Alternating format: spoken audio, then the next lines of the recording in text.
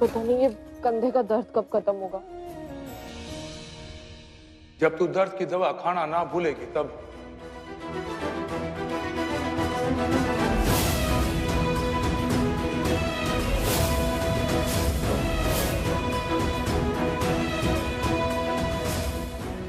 सही तो कह रहे हैं ये, हम तो सुबह दवाई भी लेना भूल गए। वो हम लेने ही वाले थे सुबह।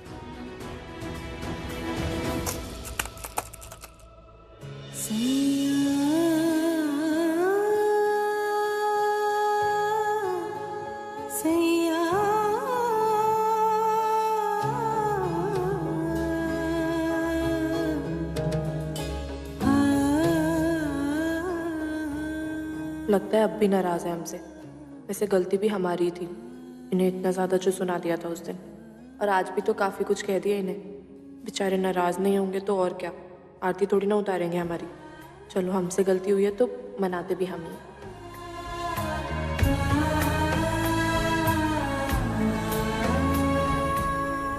वो हमें माफ कर दीजिए प्लीज। हम माफी इसलिए मांग रहे क्योंकि हमें पता है कि हमने कुछ ज्यादा ही बोल दिया था उस दिन। माफ कर दीजिए अगर आपको बुरा लगा हो, अगर हमारी किसी बात का। अब हम आपकी तरह समझदार भी नहीं है ना कि जिसको पता हो कि कब क्या बोलना है, कितना बोलना है। प्लीज माफ कर दीजिए। देखिए वैसे तो हमें कुछ नहीं पता, लेकिन इतना जरूर पता है कि बचपन के कुछ कड़वी बातें होती हैं जो जिंदगी भर मन का घाव बनकर रह जाती है। और जूही और मानस के साथ भी कुछ ऐसा ही हो रहा था, और ऐसा हम होने नहीं दे सकते। इसीलिए हमने आपको वो सब कुछ कहा। इन पर हाथ उठाने की जगह इनकी तरफ हाथ बढ़ाइए, प्यार से इन्हें प्यार दीजिए। अपने हाथ से इनकी उंगलियां पकड़िए और इनको सही रास्ता दिखाइए। साक्षी जी के जाने के बाद आपको बल्कि इन दोनों को माँ और बाप दोनों का प्यार देना चाहिए था, लेकिन आप तो एक बाप का प्यार भी नहीं दे पाए।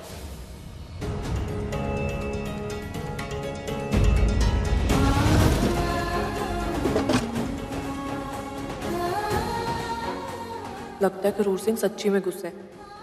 अब तक करूर सिंह जब तक मान नहीं जाते ना, हम सॉरी पे सॉरी, सॉरी पे सॉरी ही बोलते रहेंगे।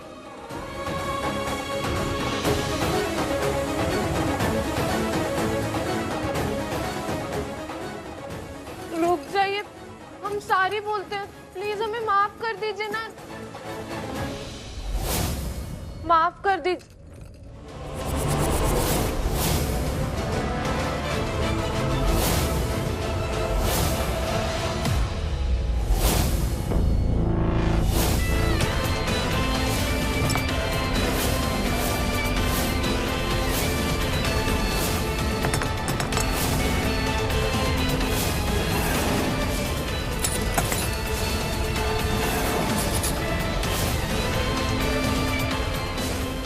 मुखिया, चलिए यहाँ से, चलिए यहाँ से।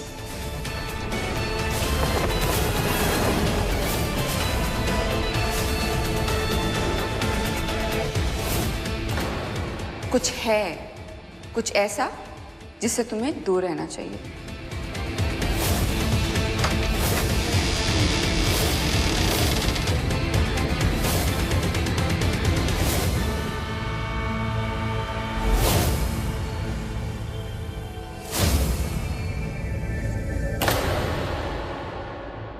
साक्षी का कमरा है वो। क्या साक्षी जी का कमरा? वीरेन जब भी बहुत दुखी होता है ना, तो अपने आप को साक्षी की यादों के साथ उस कमरे में बंद कर लेता है। तेरी यादों के अलावा बचा ही क्या है मेरे पास साक्षी? तेरे जाने के बाद मुझे समझने वाला कोई ना बचा है। बहुत दिल दुखाया है मेरा पिछले कुछ दिनों में। हम उनका दिल नहीं दुखाना चाहते थे, वो तो बस बच्चों को इतना तकलीफ में देखा तो उनसे बात कर ली। शायद कुछ ज्यादा ही कड़वा बोल गए उस दिन। वो बावरी कहती है कि मैं बच्चों को समझता ना हूं। वो कहती है कि मैं बाप होके उनसे बात ना करता हूं। अरे कैसे बताऊं मैं उनको? जब भी मैं बच्चों को देखता हूं तो मैं अपने आप को दोषी पाता हूं। पर इसमें उनका भी तो दोष है ना। बस यही समझाना था हमें उन्हें, अपने बच्चों के प्रति वो जिम्मेदारी निभाए। साक्षी जी के जाने के बाद बल्कि उनको माँ और बाप दोनों का प्यार देना चाहिए बच्चों को। जब भी बच्चों को देखता हूँ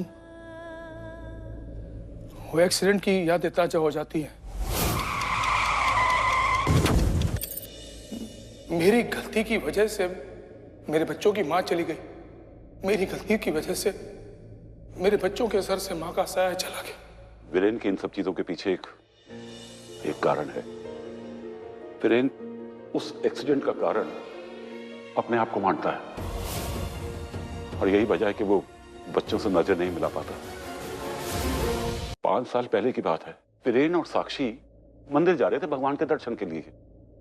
ड्राइवर उन्हें ले जाने वाला था, पर एंड मौके पर वीरेन बोला कि नहीं, मैं खुद गाड़ी चलाकर ले जाऊंगा अपनी साक्षी में।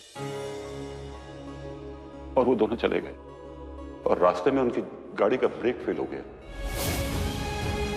और उस एक्सीडेंट के बाद लौट कर आया सिर्फ वीरेन। साक्षी ना लौटी। तब से वीरेन ने अपने और बच्चों के बीच में एक दूरी बना ली। ना उनके साथ हंसता खेलता है, बस हमसे और बच्चों से अपनी नजरें चुराता रहता है। बेटा वो अंदर ही अंदर बहुत दुखी है, खुद के जी रहा है। उस दिन के बाद से हर दिन हर पल जब भी वो बच्चों की तरफ देखता है ना, अंदर ही अंदर अपने आप को दोषी मानता है वो।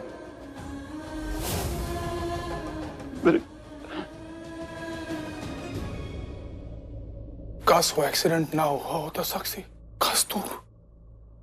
काश तू मेरे पास होती। काश 5 साल पहले की तरह मैं अपने बच्चों के साथ हंसता खेलता।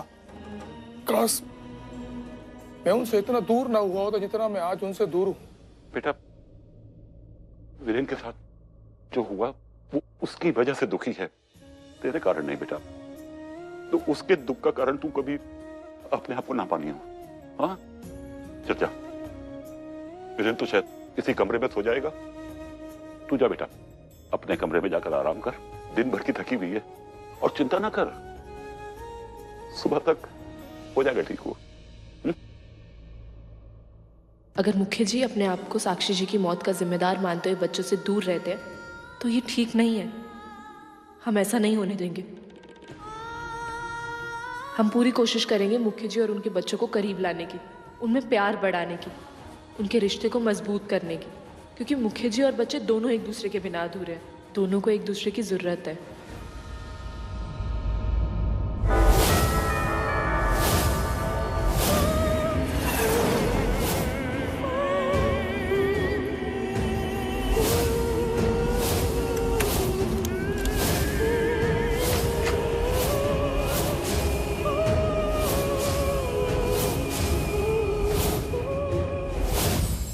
अरे वाह, इतनी सुबह सुबह पूर्वी ने इतना कुछ बना दिया। हाँ माँ ज्यादा का है, थोड़ा सा ही तो है। बस जो जूही को पसंद है वो बना दिया हमने। अब उसका जन्मदिन है तो सुबह से ही उसको सारी चीजें अच्छी लगनी चाहिए ना। वैसे जूही है किधर? आई नहीं अभी तक। Here's the birthday girl. आजा आजा आजा आजा आजा। Happy birthday. Happy birthday. Thank you Dadu. Happy birthday बेटा। Thank you. Happy birthday Juhi. Thank you चाची।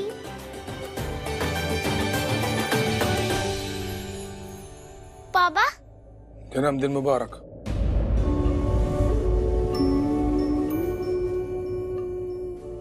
थैंक यू पापा।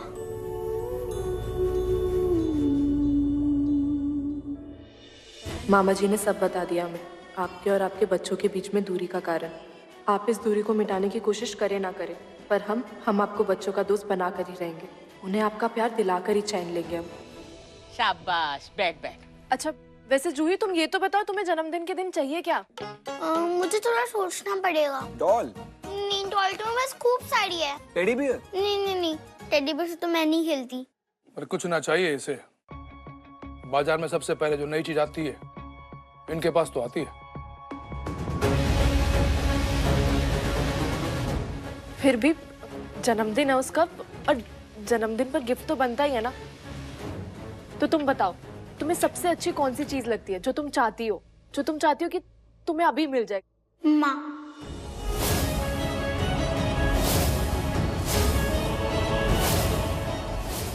माँ हर साल हमारे बर्थडे पे बड़ा सा बिल्डिंग जैसा 5 फ्लेवर वाला केक बनाती थी, पर जब से माँ गई है वो केक अपने खाया ही नहीं। माँ का वो केक मुझे बहुत पसंद था, पर अब हर साल बाजार से केक आता है, पर माँ का वो केक बहुत याद आता है।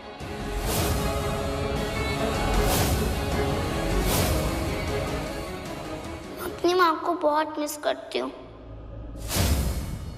स्पेशली बर्थडे के दिन।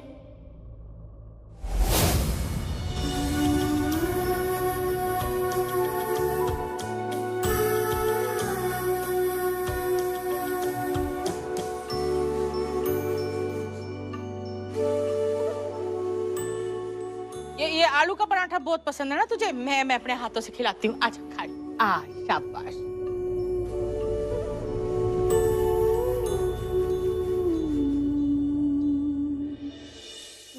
दीपू भैया, ये टेबल पे कोई फूल तो लगाओ, और वो टेबल ना वहाँ पे रख दो, वहाँ पे बिल्कुल खाली है सब कुछ। हम ये चेयर लेकर जाते हैं। जल्दी करो, जल्दी। चोट लगी। ये ना लड़की कुछ काम ही ना करने दे रही भाई जी। सारी जिम्मेदारी इतने अच्छे से संभाल ली है। देखना, आज अपने जन्मदिन की तैयारी देख के जूही बहुत खुश हो जाएगी। इस बार पूर्वी की वजह से उसका जन्मदिन बहुत खास होगा। सिर्फ खास बनाने में हमें आपकी थोड़ी सी मदद चाहिए थी। अरे हाँ, बोलना तुझे क्या मदद चाहिए, हम मदद करेंगे तेरी। वो मदद ये है कि